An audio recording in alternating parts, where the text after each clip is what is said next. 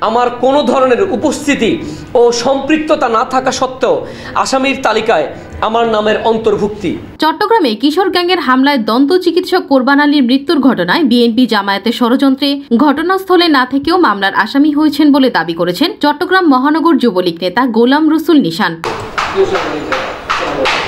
মঙ্গলবার 14 মে বেলা 11টায় চট্টগ্রামে প্রেস ক্লাবের সংবাদ সম্মেলনে এ দাবি করেন তিনি। লীগের সহসভাপতি ছিলাম, বর্তমানে আমি চট্টগ্রাম। নিজেকে নির্দোষ দাবি করে গোলাম রসুল নিশান সংবাদ সম্মেলনে আকবর শাহ এলাকায় দন্ত চিকিৎসক কোরবান আলীর মৃত্যুর ঘটনায় প্রমাণসহ বিস্তারিত তুলে ধরেন। একজন সুনাগরিক এবং স্বচ্ছ রাজনীতিবিদ হিসেবে আমি সর্বদাই আইনের প্রতি শ্রদ্ধাশীল ছিলাম এবং 999-এর সেবা নিয়ে আমি আত্মতৃপ্তি বোধ করতাম। পুলিশ প্রশাসন এবং 999-এর সেবা নিয়ে কোনো ধরনের কটূক্তি করিনি। যেহেতু এলাকার আভ্যন্তরীণ কোনো সমস্যা আমরা প্রথমে সামাজিকভাবে সমাধানের চেষ্টা করি। আমাদের অপারগতায় আমরা মানুষকে আইনের আশ্রয় নিতে বলি। রানা শুরুতে সামাজিকভাবে সমাধান না করে 999-এ ফোন দিয়ে নিরপরাধ স্বামীকে ষড়যন্ত্র করে সামাজিকভাবে হেনস্থা করার উদ্দেশ্যে পুলিশের হাতে তুলে দেওয়াতে আমি তাকে বলি সে শুরুতে প্রশাসনকে না জড়িয়ে সামাজিকভাবেই সমাধান করতে পারত।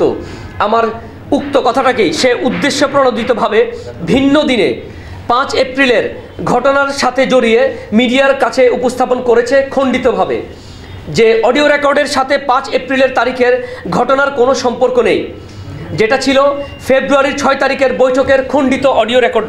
এতে তিনি বিএনপি জামায়াতের এজেন্ডা বাস্তবায়নে জড়িত আলী রেজা রানার সঙ্গে দীর্ঘদিনের বিরোধের বিষয়ও তুলে ধরেন। কিন্তু সাংবাদিক ভাইয়েরা উক্ত বিষয়ের সমাধানের আলোচনা না করে বিএনপি এর অন্যতম বড় পৃষ্ঠপোষক ফজলুল করিম টিপু, যার তথ্য প্রমাণ সংযুক্তি আকারে প্রদান করেছি, আপনারা পিছনে ফজলুল করিম টিপুর কিছু ছবি এবং তার সাথে বিএনপির বিভিন্ন মন্ত্রীদের সংশ্লিষ্টতা নিয়ে আমি কিছু ছবি প্রদান করেছি, যিনি বর্তমানে খুলশিতে বসবাস করেন অথচ নিজেকে রেজিস্ট্রেশনবিহীন ভুইফোর সংগঠন ফিরোজ শাহ সমাজ পরিষদের সাধারণ সম্পাদক দাবি করেন।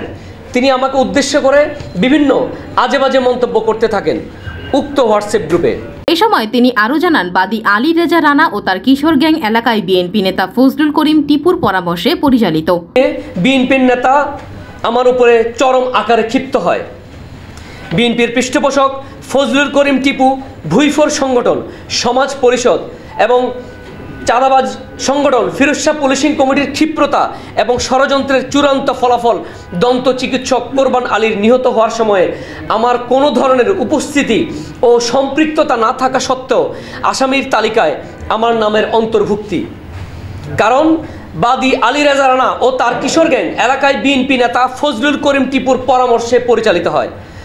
আপনারা দন্ত চিকিৎসক কোরবানি আলীর আহত হওয়ার সিসি ফুটেজটি ভালো করে খেয়াল করলে দেখবেন মামলার পুলিশিং কমিটির সেক্রেটারি মোজাম্মেল হোসেন শাহিনের ছেলে সানিম এবং তানিমের উপস্থিতি রয়েছে। সংবাদ সম্মেলন থেকে তার বিরুদ্ধে মিথ্যা মামলা প্রত্যাহার সহ সুষ্ঠু তদন্ত দাবি করেন। সংবাদ সম্মেলন এ সময় উপস্থিত ছিলেন গোলাম রসুল নিশানের বড় ভাই ও চট্টগ্রাম বিশ্ববিদ্যালয়ের সহপাঠী সহ ছাত্রলীগ যুবলীগের নেতৃবৃন্দরা। ডেস্ক রিপোর্ট, খবরের চট্টগ্রাম।